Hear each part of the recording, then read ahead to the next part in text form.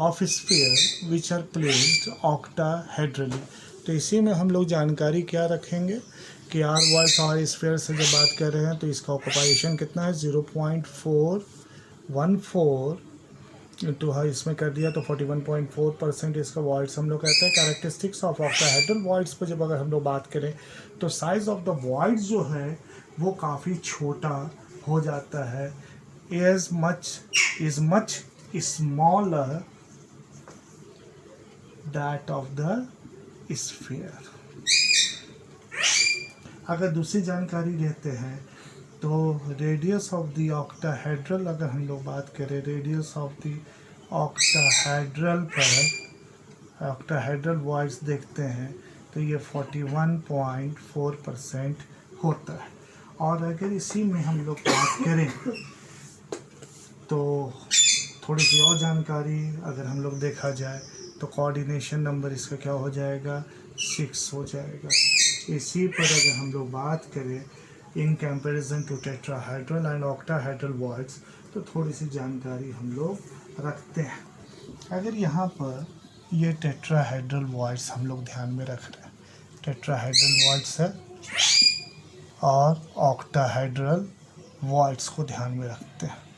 Octahedral voids को जब tetrahedral और ऑक्टाहेड्रल वॉइड्स को अगर हम लोग कंसिडरेशन में करते हैं तो क्या हम लोग को सिमिलैरिटीज़ मिलती है या क्या डिसिमिलैरिटीज़ मिलती है, ये बात की चीज़ है। पहले हम लोग इस स्ट्रक्चर्स को ध्यान में रखा जाए।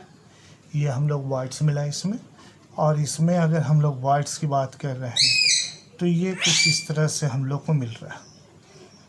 ये बेसिकली ध्यान रखने पर ये अगर let the octahedral voids be n, तो ये जो है इसके कितने के बराबर हो जाएगा 2n के बराबर। Then tetrahedral voids B 2n, इसका मतलब अगर ये n हम लोग मानते हैं तो ये इसका दुगुना रहेगा। तो ये बेसिकली हम लोग के लिए क्वेश्चंस बन जाते हैं कि इस तरह के क्वेश्चंस किस तरह से हम लोग को मदद करते हैं और किस तरह से हम लोग इसको अपने को बेसिकली फिट करते हैं। तो यहाँ पर हम लोग ध्यान में ये रखना है कि ये जो वॉइड्स के इंटरचेंजेबल्स हैं, ये ऑक्टाहेड्रल्स के n हैं और इसके 2n है। तो अब हम लोग कैसे कैसे सवाल कहता है find the total number of voids present in half mole. तो हाफ मोल में कितना टोटल नंबर ऑफ वॉइड्स है। तो अब हम लोग बेसिकली इस बात को याद रखना है। HCP में अगर पूछता है तो HCP किसका आता है, तो ये हम लोग के लिए अगर आंसर पर आता है तो ये हम लोग के लिए कहता है ऑक्टाहेड्रल वॉइड्स। ऑक्टाहेड्रल वॉइड्स की जानकारी लेते हैं तो हम लोग कह सकते हैं 1 मोल में, चूँकि आइटम्स बात कर रहे थे, इतने में हम लोग कितना आता है 6.022 इंटू 10⁻23 आइटम्स। तो हाफ मोल में क्या हो जाएगा, ये संख्या कम हो जाएगी तो इसको 1/2 इंटू 6.022 इंटू 10⁻23 आइटम्स हो गया। तो इससे कटिंग के बाद 3.011 इंटू 10⁻23 आइटम्स हम लोग को मिल गया। हाफ मोल में हम लोग को जानकारी। अब चूँकि ये स्ट्रक्चर SCP है तो ये हम लोग क्या देता है n बराबर हो गया 3.011 इंटू 10⁻23 वॉइड्स। तो टोटल नंबर ऑफ वॉइड्स हम लोग को पूछ रहा है, तो ऑक्टाहेड्रल भी पूछ रहा है और टेट्राहेड्रल भी पूछ रहा है।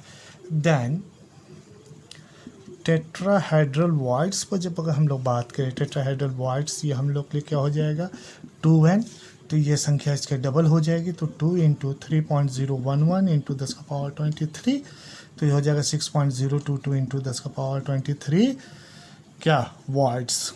ये किसका है, टेट्राहेड्रल के लिए, टेट्रा। तो हम लोग को क्वेश्चन में क्या पूछा था, टोटल नंबर। तो ये टोटल नंबर की अगर जानकारी लेते हैं तो ये क्या हो जाएगा टेट्राहेड्रल जोड़ ऑक्टाहेड्रल। तो टेट्राहेड्रल कितना मिला 6.022 इंटू 10⁻23 और ऑक्टाहेड्रल मिला 3.011 इंटू 10⁻23। तो इसमें से हम लोग 10⁻23 को निकाल लेते हैं और अब इसको और इसको हम लोग जोड़ लेते हैं। तो ये हो जाएगा 330.9। ये हम लोग के लिए आंसर हो जाता है ऑक्टाहेड्रल एंड टेट्राहेड्रल वॉइड्स पर। अगर कुछ बातों को हम लोग और ध्यान में रखें तो ये क्वेश्चन हम लोग के दिमाग में आता है कि इस दोनों के बीच में आप कैसे कैसे आइडेंटिफाई कर सकते हैं main features of the tetrahedral and octahedral voids.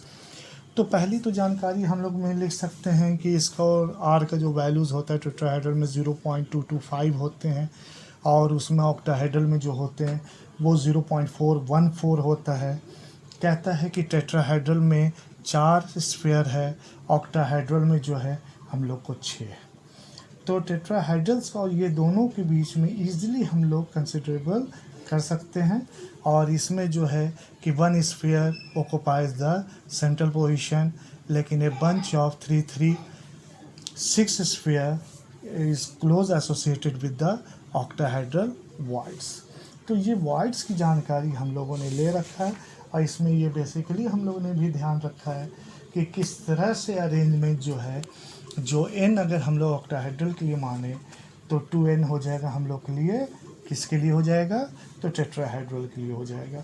तो ये बेसिकली हम लोग ऑक्टाहेड्रल और टेट्राहेड्रल पर अगर CCP पर देखा जाए तो ऑक्टाहेड्रल वॉइड जो है जाएगा, अगर कॉम्बिनेशन यूनिवर्सल का 1/4 है तो इट विल बी 4।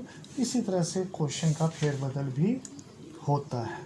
और इसके बीच में अगर अरेंजमेंट्स में हम लोग देखें डिफरेंस के तो वो हम लोग नेक्स्ट क्लास में डिस्कशंस में रखेंगे। किसमें, what all about the radius ratio. The topic for the next class will be radius ratio.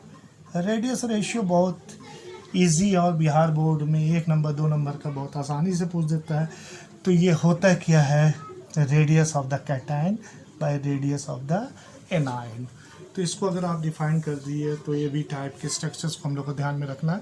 That will be the topic for the next class.